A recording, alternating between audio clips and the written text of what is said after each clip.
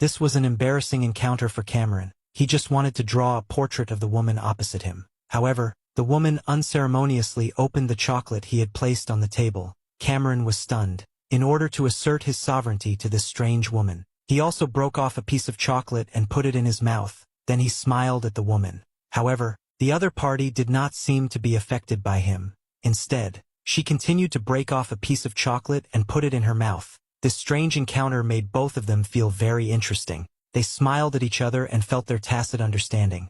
Cameron was about to break the silence, but the woman arrived at the station and was about to get off the bus. So, Cameron said to her, "It's all yours."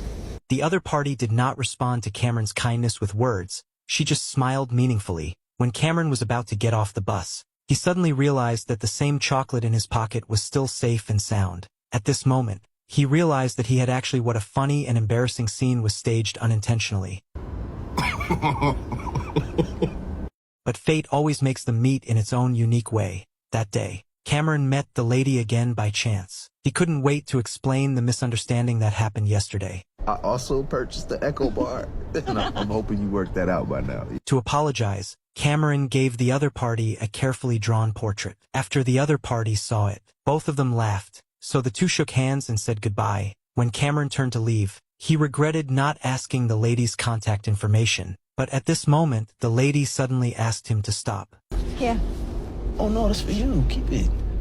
Give it to me again.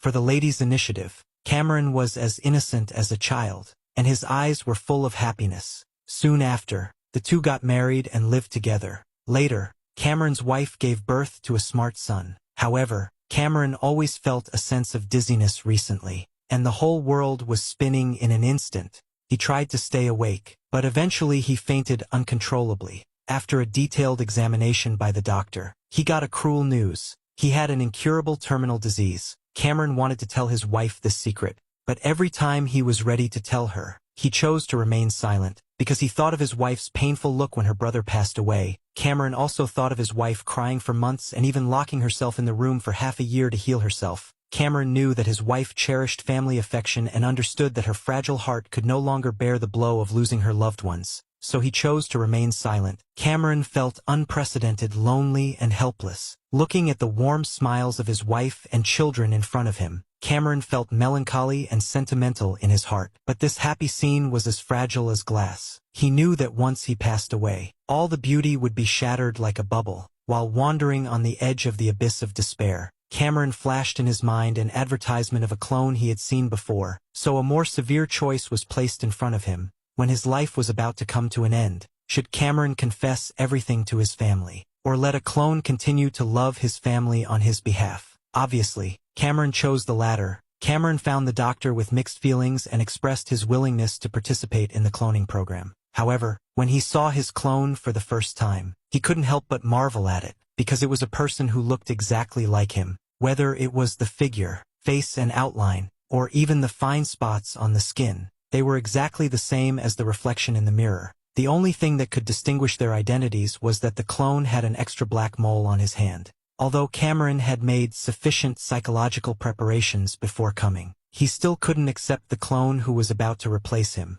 so he had unprecedented resistance and conflict, and an indescribable panic surged in his heart. The doctor saw through his concerns and uneasiness, so he introduced another female clone to Cameron in a calm tone. The female clone was an ordinary worker, living a simple and fulfilling life, but she didn't know she was a clone from beginning to end. What comforted Cameron was that when he quietly observed the cloned woman and her daughter, Cameron saw the most real happy scene in life. The cloned mother took care of her daughter with selfless love. Cameron seemed to see that his wife and children, accompanied by the clones, might have the same happy life. When Cameron returned home, he looked at the smart and lovely son and gentle and virtuous wife. Cameron smiled kindly and gently. However, this warm and happy picture was like a thorn piercing Cameron's heart. He couldn't help but moisten his eyes as he watched. The inner choice was like the turbulent waves hitting Cameron's heart again and again. He knew that he must not selfishly abandon his wife and children. Perhaps letting another Cameron continue this love on his behalf was the best choice, so Cameron made a decision.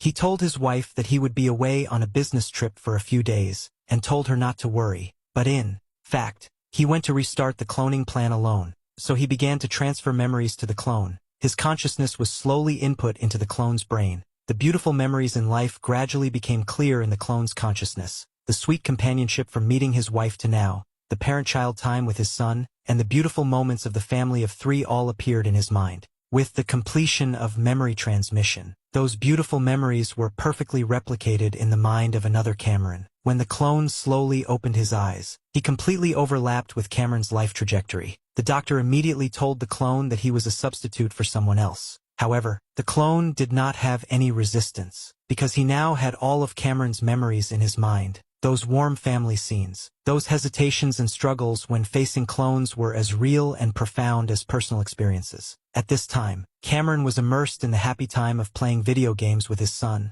They were laughing and talking while playing, but the sudden dizziness made him fall again. Fortunately, Cameron turned off the video call in time before he lost consciousness. This made Cameron deeply realize that he had little time left. When Cameron saw the activated clone, it was obvious that his mood was much calmer than before. They didn't need to say much to each other, because they all knew their responsibilities. However, not everything went smoothly. Problems occurred in the first real test. The clone will talk to his wife on his behalf. As the video call was dialed, when the clone saw his wife, the slightly nervous clone suddenly became calm. He was completely immersed in his role. He even forgot that he was actually a clone. He chatted with his wife very naturally and happily. It was as if they were the closest partners in the world. Cameron, who was standing next to him, felt very uncomfortable. He clenched his hands. His eyes were full of anger and jealousy. Cameron thought that everything he had was taken away by this fake, so he could no longer bear this torment and forcibly hung up the phone. The sudden move instantly angered the clone. What did you do? No, I don't like this.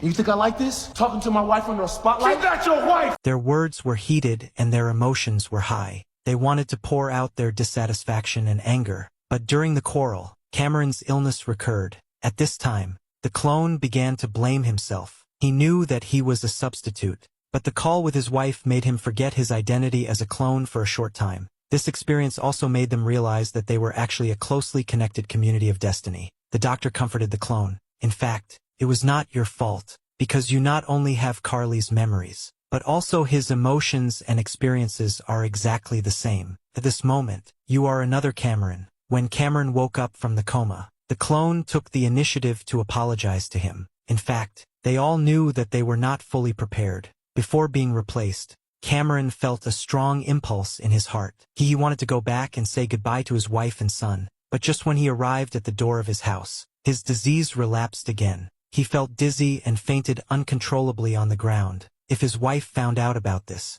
all the plans would be in vain. But fortunately, Cameron woke up in time at the critical moment. He struggled to climb into the car, and his longing eyes stared at his wife through the car window. He wanted to see his wife and children very much. Cameron's condition worsened in this helpless emotion. He deeply understood that he had completely lost the ability to appear normally in front of his relatives. He really didn't have much time. In order to ensure that the clone could successfully replace himself without revealing any flaws, Cameron had to spend some time with the clone, and then explore the subtle differences between the two from daily life. However, what was incredible to both of them was that the similarity between them was surprisingly the same. Whether it was the calm and introverted personality or the meticulous living habits, the two were like mirror images. The only difference was that Cameron's life was about to end, while the clone could still live healthily for him. Finally, the clone returned to the warm and loving family instead of Cameron. His wife did not notice anything unusual, thinking that the clone's performance was exactly the same as Cameron's. But at the moment they embraced each other,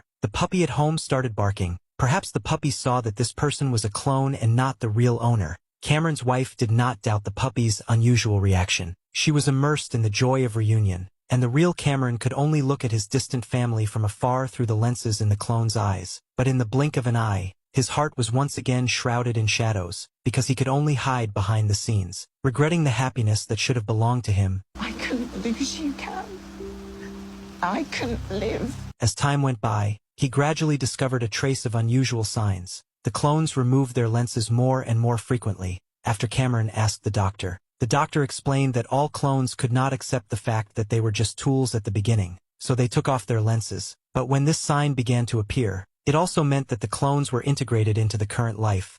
Although Cameron was full of resistance and confusion in his heart, but thinking of the happy smiles of his wife and son, he threw all his doubts and dissatisfaction aside. He chose to endure. chose to sacrifice his feelings, but that kind of uneasy emotion was always lingering in his brain. Finally one night, that emotion turned into a nightmare. He fell into deep fear. He dreamed that the clones were mean to his wife. Cameron was awakened. He was really worried, so he decided to sneak out of the lab to visit his wife. He thought about how to face all this, how to restrain the strong forbearance in his heart. When he finally returned home, he didn't dare to go to see his wife and son rashly, because he was worried that if he appeared at the same time as the clone, all his preparations would be in vain. Cameron entered the study carefully, and he looked at another scroll he made on the table. Cameron understood that only when he was calm and emotionally stable could he create such a work. He sat quietly on the sofa, and the scroll in front of him, it seemed like a world that was both real and far away.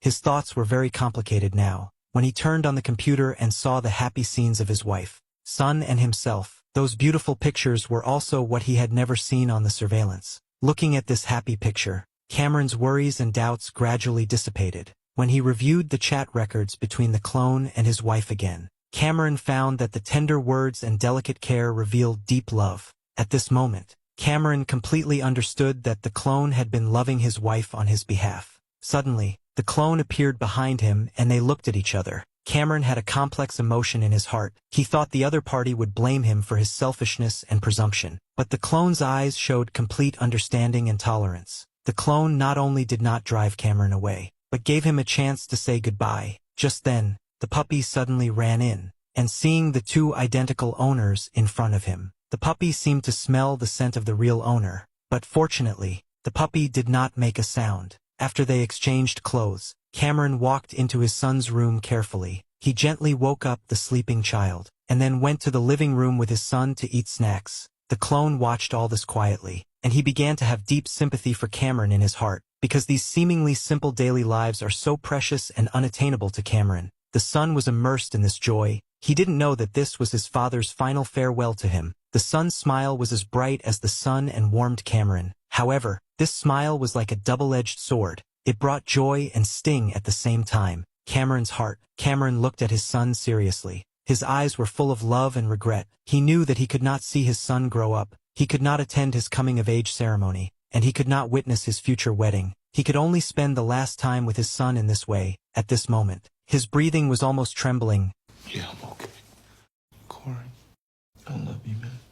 After Cameron said goodbye to his son affectionately, he came to the bedroom and hugged his wife. His wife noticed his abnormality, but he did not ask anything. He just gently comforted her husband and told him that everything would be fine. Cameron asked him if he was satisfied with his current life. His wife nodded affirmatively. At this time, Cameron was finally relieved. He also laughed from the bottom of his heart. How he wished that time could stop at this moment. Those memories with his wife quietly emerged in front of him. He hated that he could not accompany his wife to the end, but he was also glad that he did not have to see his wife show sadness again, because there was a clone to fill his vacancy. Before leaving, Cameron solemnly handed the ring of extraordinary significance to the clone. Because this represented that Cameron entrusted everything to the clone, Cameron said nothing more, because he knew that the clone would be like himself, and would take care of his wife and son wholeheartedly. Finally, they shook hands and said goodbye, reconciled with each other, and completely withdrew from each other's lives. One day not long after, the nurse tried to tell Cameron. All the memories of the clone about being cloned had been completely deleted, and now he has completely become you before you got sick. And Cameron did not react much after hearing this, because this was also it was exactly what he wanted. Surprisingly, the doctor said that the clone had left a gift for you before deleting his memory. It was a recording about his wife.